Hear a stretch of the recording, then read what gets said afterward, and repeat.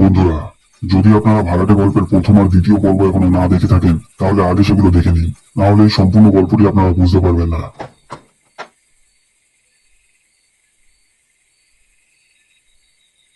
আরে এটা তো উর্মির জুতো, এখানে পড়লো কি করে?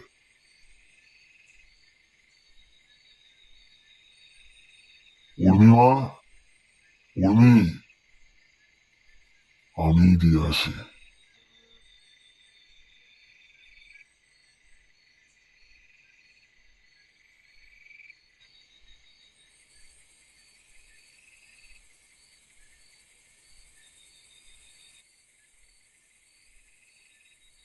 হ্যাঁ, আমি ওই হাসপাতাল থেকেই অপারেশন করানোর কথা বলেছি। খাবার টাইম মতন দিচ্ছ তো? আমি রোজ খাবার বানিয়ে দিয়ে আসি ওনাকে। পেট ব্যথা কেমন আছে এখন ওর? না, আজকে হয়তো খুব বেশি পেট ব্যথা হয়নি। খেয়াল রাখবে, বেশি যেন না হয়ে যায়। হ্যাঁ হ্যাঁ, আমি জানি। আমি নিজেও একজন নার্স। আর অপারেশনের ব্যাপারে ও কি বললো? উনি বলেছেন যে উনি ওনার মেয়েদের সাথে কথা বলার পর আমাকে জানাবে। অন্য কোনো হাসপাতালে চলে যাবে না তো? ওটা আপনি আমার ওপর ছেড়ে দিন। কি, উনি একজন নার্স? কিন্তু ও তো আমাকে বলেছিল যে ও একটা আইটি সেক্টরে কাজ করে। আর ও আমার ব্যাপারে কার সাথে কথা বলছে?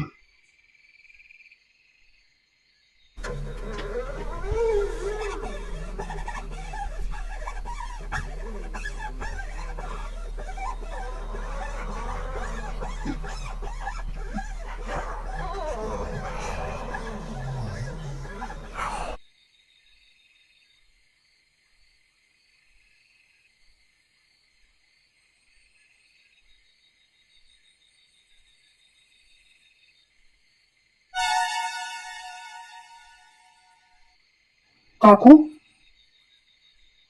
কি হয়েছে কাকু? হ্যাঁ, না, ওই তোমার জুতো পড়ে গেছিল নিচে, ওটা দিতে এসেছিলাম। জুতো?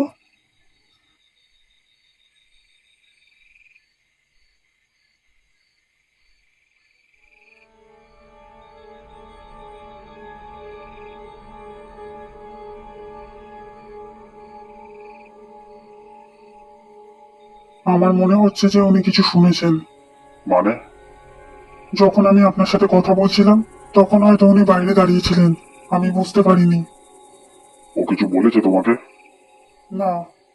দেখো, আমি পার্টির থেকে অ্যাডভান্স পয়সা নিয়ে নিয়েছি। তুমি নিজেই বলেছিলে যে সবকিছু ঠিকভাবে হয়ে যাবে। এখন যে করেই হোক তোমাকে এই কাজটা ভালো করে করতে হবে। বেশি দিন অপেক্ষা করতে পারবো না আমি।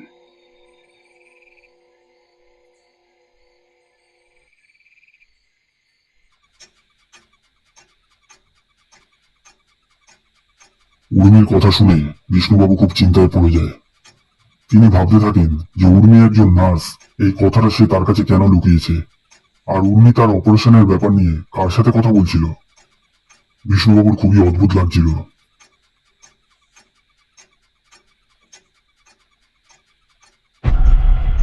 কাকু, হ্যাঁ বলো। কাকু আপনার শরীর কেমন আছে? হ্যাঁ, এখন আমি ঠিক আছি। আপনি কি আপনার মেয়ের সাথে কথা বলেছেন আপনার অপারেশনের ব্যাপারে? হ্যাঁ, আমি তোমাকে বলতেই যাচ্ছিলাম। আমার মেয়ে বলেছে যে ও একটা বড় ডাক্তারকে চেনে। আগে ও আমাকে ওনার কাছে নিয়ে যাবে। এরপরে অপারেশন করতে হবে নাকি ওষুধেই ঠিক হয়ে যাবে সেটা ওই ডাক্তারই বলে দেবে। ও আচ্ছা, ঠিক আছে। কাকু, ওই ঘরে আমার খাওয়ার জল শেষ হয়ে গিয়েছে। আমাকে একটু জল দেবেন? খুব তেষ্টা পেয়েছে।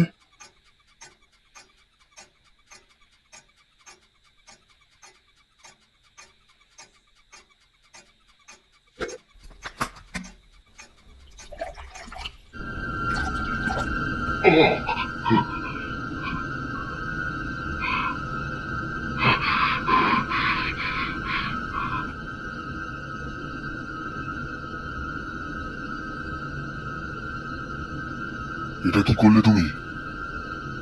কি চাও তুমি? আমি আপনাকে মারতে চাইনি, কিন্তু আপনার ভাগ্যই খারাপ। আপনাকে মরতে হবে। কেন? তুমি আমাকে মারতে চাইছো কেন?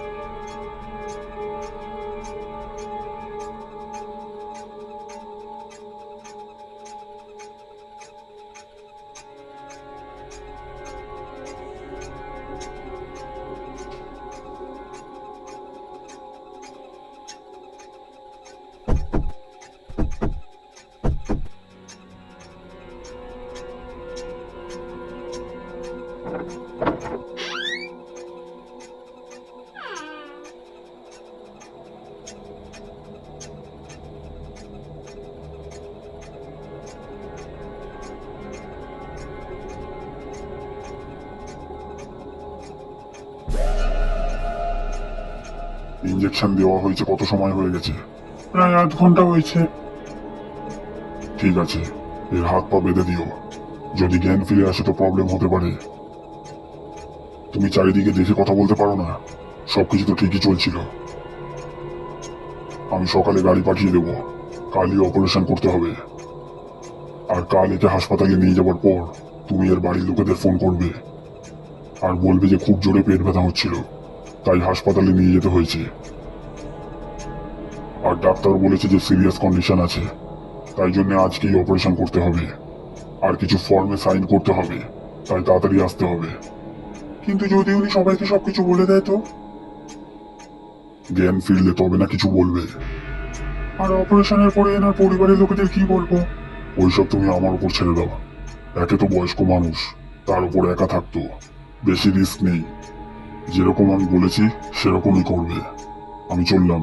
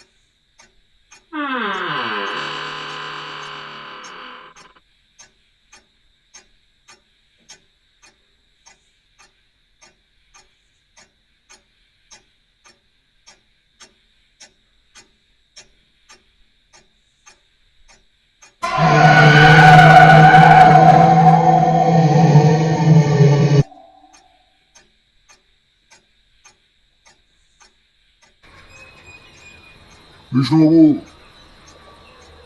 বিষ্ণুবাবু গেট খুলুন। বিষ্ণুবাবু গেট খুলুন। বিষ্ণুবাবু, বিষ্ণুবাবু গেট খুলুন।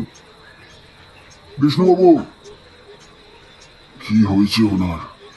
বিষ্ণুবাবু, বিষ্ণুবাবু গেট খুলুন।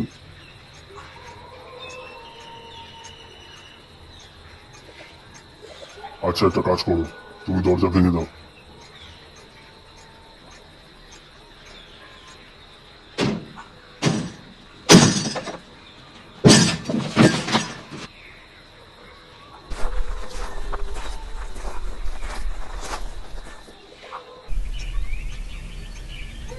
বিষ্ণুবাবু, বিষ্ণুবাবু, বিষ্ণুবাবু,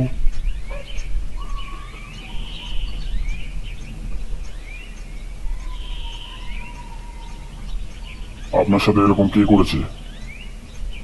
এইসব ওই মেয়েটা করেছে, যাকে আমি ঘর ভাড়া দিয়েছি। ও আমাকে মারতে চাইছিল। কোথায় ও? আপনার ঘরের বাইরে একটা মেয়ের লাশ পড়ে আছে, আপনি একবার দেখে বলুন, ওই মেয়েটাকে কি আপনি ঘর ভাড়া দিয়েছিলেন? কি? লাশ? বিষ্ণুবাবু যখন ঘরের বাইরে আসেন তখন তিনি দেখেন যে উর্মির লাশ ঘরের বাইরে পড়ে আছে। পুলিশ বিষ্ণুবাবুকে বলে যে উর্মি হয়তো ছাদের থেকে পড়ে মারা গেছে। বিষ্ণুবাবু কিছুই বুঝতে পারছিল না। পুলিশ বিষ্ণুবাবুকে জিজ্ঞেস করে যে ওনার সাথে কি কি হয়েছিল। বিষ্ণুবাবু খুবই ঘাবড়ে গিয়েছিল। বিষ্ণুবাবু পুলিশকে সবকিছু বলে যে ওনার সাথে কি কি হয়েছিল।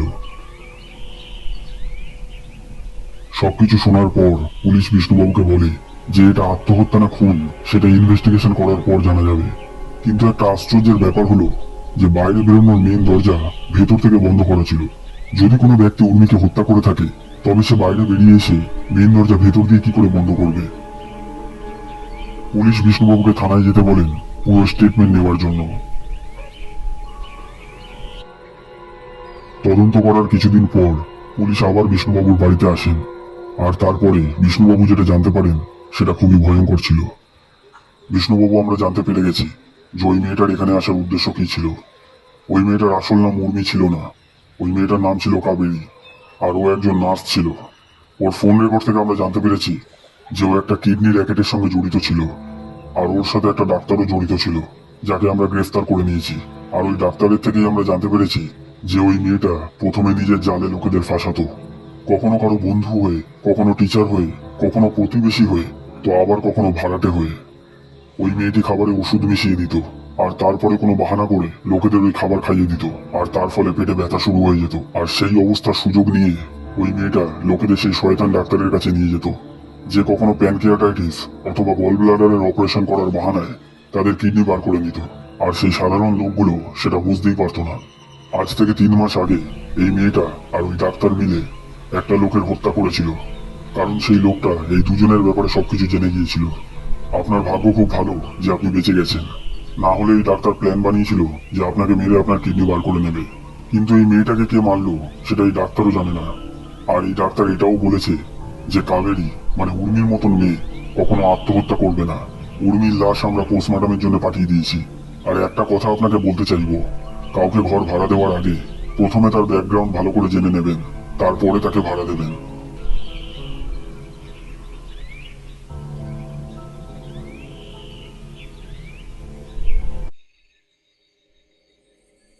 সবকিছু জানার পর বিষ্ণুজি খুবই অবাক হয়ে যায়।